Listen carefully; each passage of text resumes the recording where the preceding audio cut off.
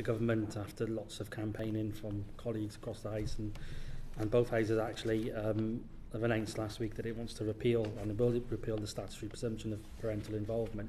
Just wondered for all the panel actually what your sort of thoughts are about that, and is it going far enough? Is it not far enough? You know, general comments. I think it sends a very strong message and signal that the safety of children should be paramount. And I do believe that most actors in the criminal or in the family justice space do fully understand that. But it is very true that we do have some of this dysfunction still, or some of the kind of issues that are still arising.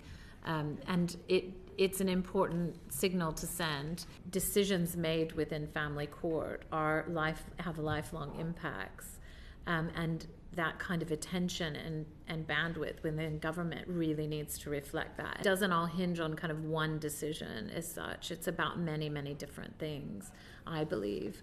And it depends, I mean, everywhere I go, every judge I ever speak to, or at family justice conferences or anywhere else, I ask this question: how much does the presumption, how much is it overriding, is it in the front of your mind?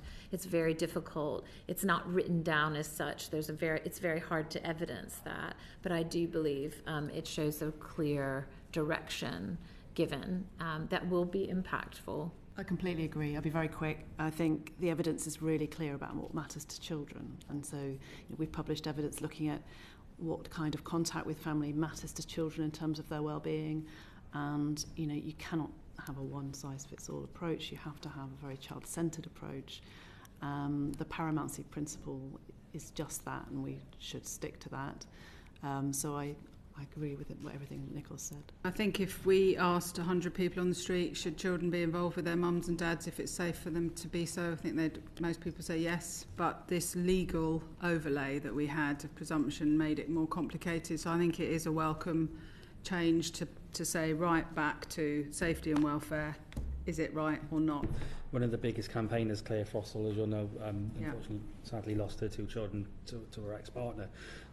With this change in the law, presuming you would agree that potentially is going to save children's lives then, right? Is that what you'd agree with? Why CAFCASS welcomed it is because the path is clear to assess safety and welfare and the best interest of children without the proof of without having something that says prove otherwise, because the presumption is that the child will have both parents.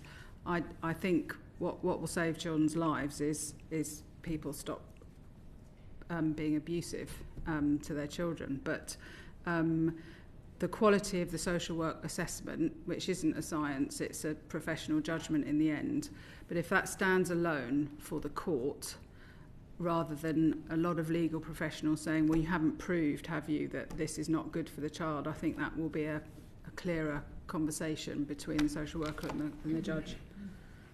I think she's an incredible campaigner in what she's been through, and the loss of Paul and Jack. I mean, I think it's incredible what she's been able to achieve. And I believe it is about the whole systemic approach, the cultural change, all of those things together. I think that's essentially what she's meaning when she uses those words, and she should be very, very proud of the kind of 11 years of campaigning that she has put into, very much spearheading that change.